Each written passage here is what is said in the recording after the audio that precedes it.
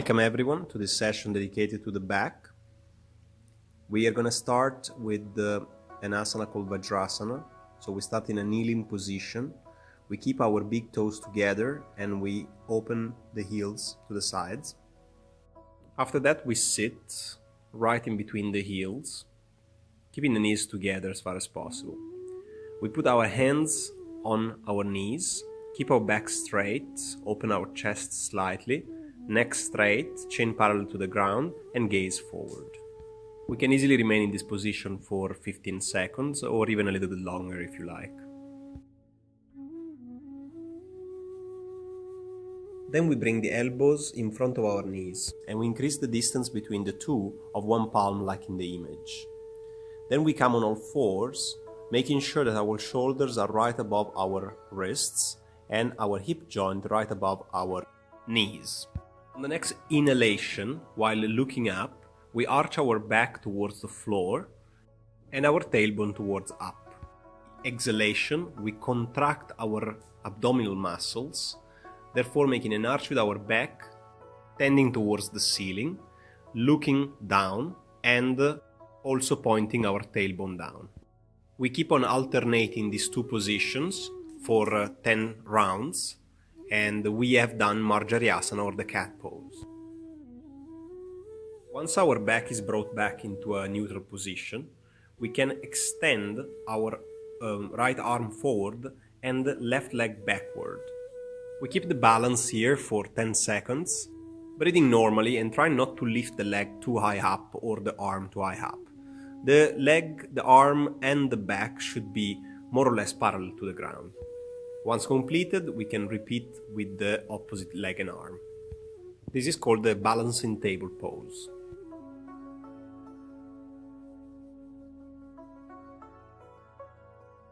Now we lie flat on our stomach, chin on the ground, hands along the body, legs straight and toes pointing towards the back of our body. With the next exhalation, we lift the right leg from the ground, trying to keep it as straight as possible at the knee, pointing our toes always outwards and being careful not to lift our hip from the ground. We can keep the leg raised for up to 10 seconds before coming down. We then repeat the same exercise with the left leg. This asana is called Ardhashalabhasana or the half locust.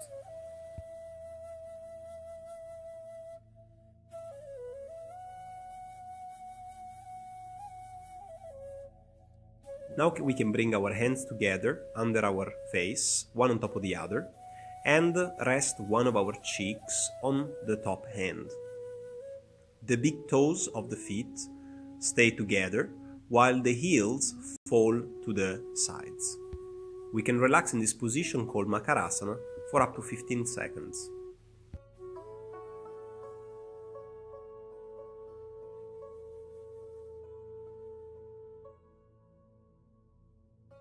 Now we interlace the fingers of our hands behind our back, chin on the ground, arms straight, legs straight, toes pointing towards the back of our body, and heels together. The forehead is on the ground, and on the next inhalation, we'll lift our shoulders back and head up. We look straight ahead and lift our arms slightly away from the body. Trying to breathe normally here for 10 seconds. This is called Sarpasana or the snake pose. Once you finish, you can bring your forehead back onto the ground and relax your arms. And you can repeat Sarpasana for another 2 times. Lying down with our forehead on the ground, we bend both knees and try to grab the respective ankle with our hands.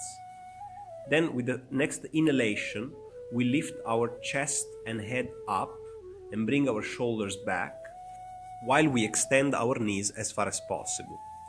The gaze is straight ahead and the knees should not be lifted from the mat all that much. Breathe normally here for up to 15 seconds and you have done Saraldhanurasana or the easy bow pose.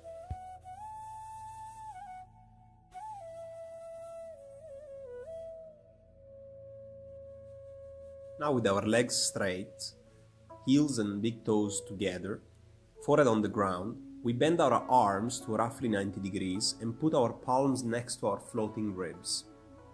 With the next inhalation, we can raise our head and shoulders back, we look forward, and, if you can, lift the hands slightly off the mat so that all the weight of your shoulders is held up by your dorsal muscles.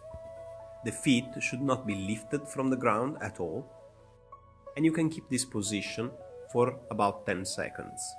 Breathe normally, and you've done Bhujangasana or the Cobra pose.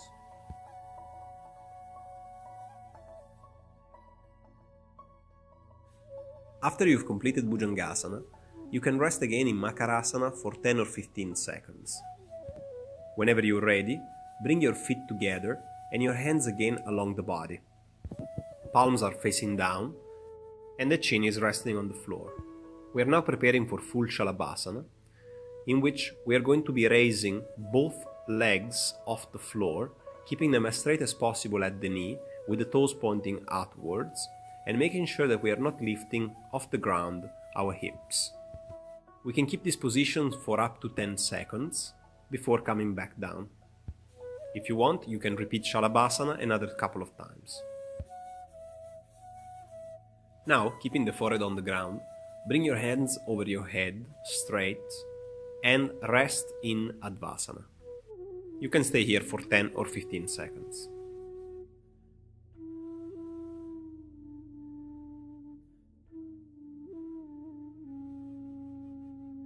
Now we lift ourselves up, come on all four, and open our knees of roughly the same width as the mat. We go in touch with our glutes, our heels, and slowly extend our back and arms forward. We can then curl our fingers as if we were holding two oranges, and we can either rest the forehead on the ground or keep it slightly lifted off the mat. In this position called Adho Mukha Virasana, we are trying to push our sternum towards the mat as far as possible.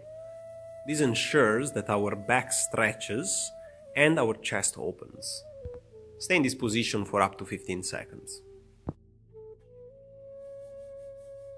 You can now bring your knees together and sit on your heels again. This time your arms fall along your body and your back is completely relaxed. The forehead comes as close as possible to the ground, but without this causing your glutes to lose contact with your heels. You can rest in this position called Balasana for up to 15 seconds. Now we will be lying on our back, and slowly and gently, we're going to be bringing our knees as close as possible to our chest.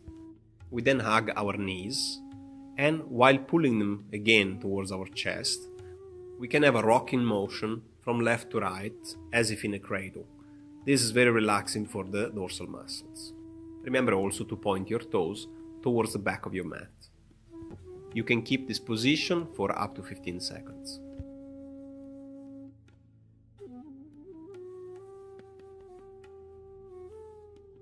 Now we extend our right leg, and using the right hand, we can twist the left knee towards the right side of the body. Meanwhile, we turn the neck towards the left and open the left arm towards the outside. It's important that both shoulders are firmly touching on the ground. It is not so important whether the bent knee touches or doesn't touch the ground. That depends only on the flexibility of your lower back, and it will improve in time. You can stay here for up to 15 seconds and then repeat with the other leg.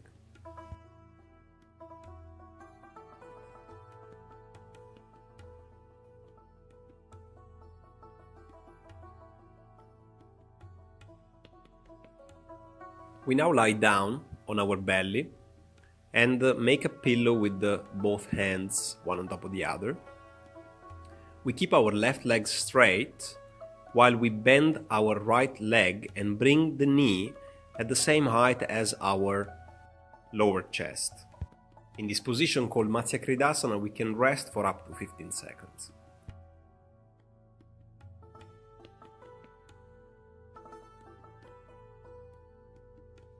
Now we straighten our legs and keep them together.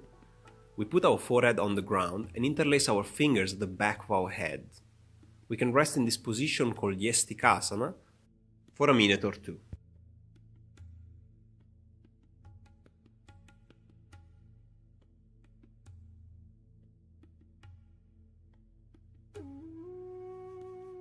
Alternatively to asana, you can do shavasana.